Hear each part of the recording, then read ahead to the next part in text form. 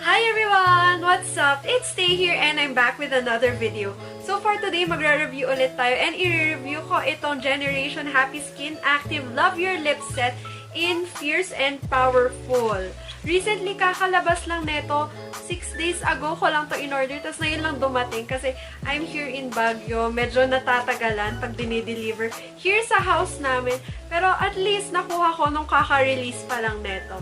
I bought this for 698 pesos sa Lazada and may kasama siyang dalawang hair ties kasi this is the active edition. So, basahin ko lang yung claims niya sa packaging. Sabi, we're giving sweat sessions a makeover. Introducing Generation Happy Skin Active. Designed to be makeup that could withstand a workout and aim at women who are active at all levels. It doesn't matter if you're wearing it to work out or work. Happy Skin continues to provide skin-caring makeup while showing how sweat-resistant, long-wearing, and breathable this line is. So, sabi nakalagay dito, SPF 15 siya. Tapos, may vitamin E din siya and argan oil to keep it soft and smooth. Very nice. Very promising. And sa harap, sabi, cooling daw siya. Ayan, may snowflake pa nakalagay. Cooling, sabi. Yan. So, sige, itry natin. Total, mag-workout naman ako later. Kaya, i-wear test talaga natin. Now, isa-swatch ko naman itong butter bombs. Una, sa back of my hand, ilalagay ko siya. Then, next, ita-try ko siya sa lips ko. So, first, we are gonna try this Powerful. Ayan, si Powerful. Yes, very powerful. Ito, wow. Ito si Powerful. Yan. It's like a brownish red na color, no? Tapos naaamoy ko pa siya pagka-swipe ko sa hand ko. Naaamoy ko talaga siya. Ang bango niya. Amoy mentos. But ito, amoy mentos. Then, ito pala si Fierce. Ito si Fierce. Yes! Yes! Parang dark red siya, but I like it. Tapos, napaka-intense na ng color, like what the package says. Intense color butter balm, and napaka-rich ng balm. Yung texture niya, creamy, and mukhang moisturizing sa lips. So, ako hindi pa ako nag-moisturize ng lips. I'm gonna try it on my dry lips. Let's see kung maganda siya. Una, ita-try ko tong si Powerful.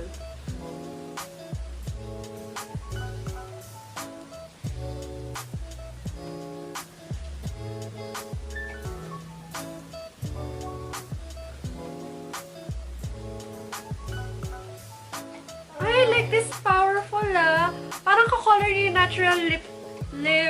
Oo, kakulay yung natural lips ko. Di ba kanina? Parang ganito. Pero it has a satin finish. And napaka-creamy nga ng bag. Ang bango niya. As in, para akong may mentos sa lips. Or, alam mo yung pagkaka-toothpaste. Alam mo yung pagkaka-toothbrush nyo lang. Ganon yung feeling. And oo, malamig siya sa lips. I like this color. And pansin ko, after a couple of seconds, mas nagiging minty yung feeling niya sa lips. Mas nagiging cooling yung effect niya.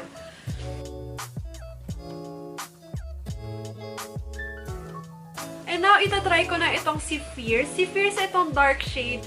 Tapos, super love ko kasi yung mga reddish shades. Kung nanonood kayo ng tutorials ko, halos lahat ng lipsticks na ginagamit ko is nasa reddish dark shades.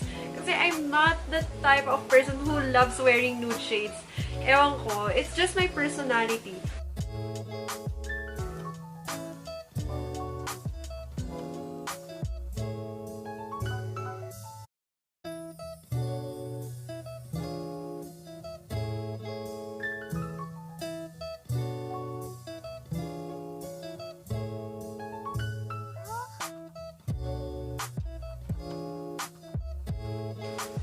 Lagpas pa.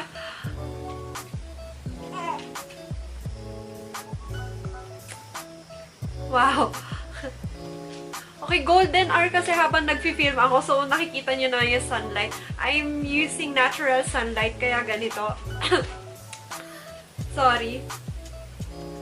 And upon feeling itong si Fierce, moisturizing nga siya nung trinay ko.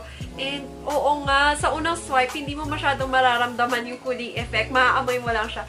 Pero, as time goes by, siguro after a couple of seconds, mga 5 seconds, nafe-feel ko na talaga yung cooling effect. And I like how minty it is. Siguro nga dahil sa active line, nirelate niya sa cooling effect. Kasi, di ba, pag active ka, you feel hot, nagpapawis ka. And para ma-counter effect yun, cooling effect.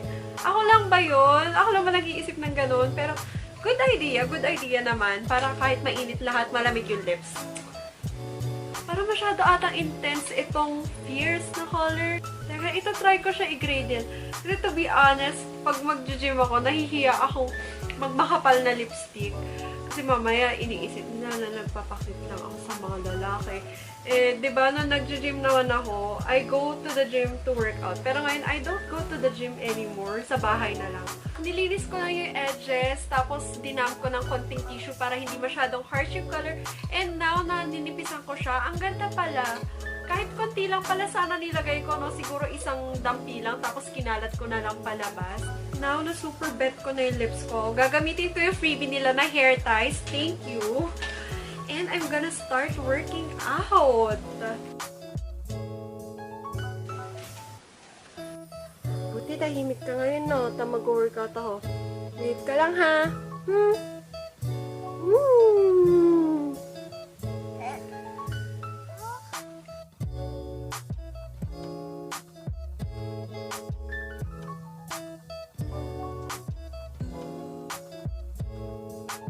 Ayoko na. Ayoko mag-workout. Okay, nag-workout ako for 1.5 hours kasi yun yung, ganun ako katagal nag-yoga kasi matagal yung sequence. Bali yun, napakita ko lang sa inyo. Introduction lang yun. Anyways, ito yung lip balm sa lips ko. If you notice, it's still intact. Tapos, iso-zoom in ko para makita nyo kung nag-fade ba siya o hindi. Ayan. Medyo na-expose na yung nagbabalat kong lips. Saka yung medyo dry. Siguro na-dehydrate lang ako, pero it's still intact. Andun pa rin, no? Nakikita na yung maitim parts ng labi ko dito. Ito. Pero okay pa rin. Kung kanina nakaka-apply ko, perfect finish siya. Pero now na after ko mag-workout, I can see that it gives a natural finish. And I really like it. Kasi diba like what I said kanina, pag nag-workout, ayoko naman yung masyadong todo lipstick na makapal. Gusto ko pag nag-workout ako, natural lang yung itsura. Given that this is a balm, I love the sheer finish na pag una nilagay mo. Napakaganda niya sa lips and napakalamig pa niya. So that's really a good thing. Furthermore, it's a balm na napakaganda yung pigment and yung formula niya is very creamy pa. As ang dali niya mag-glide sa skin and talagang kumukulay siya. And lastly, I love that it is SPF 15 kasi, di ba, when you work out, sometimes you go out, you go jogging, maaarawan ka. It gives additional protection sa lips and also it is hydrating as well. Tapos yung pinakagusto ko sa lip balm na to, it is very long lasting. Itong ginamit ko na fierce na color, nagpawisan na ako, medyo nalaway ko. Tapos nag-water pa nga ako. And it's still there. And pansin ko habang tumatagal siya, mas nagiging more natural looking siya. Yung con lang na masasabi ko is that you really can't depend on the hydrating effect of the lip balm. Habang tumatagal, napansin ko, mas lumitaw na yung pagka-dry ng lips ko. So, I suggest na mag-moisturize ka muna ng lips mo bago magamitin. Siguro, slight moisturize, tapos ito na, since it gives moisture as well naman. So, I guess that's it for our video today. Thank you for watching and see you on the next. Bye!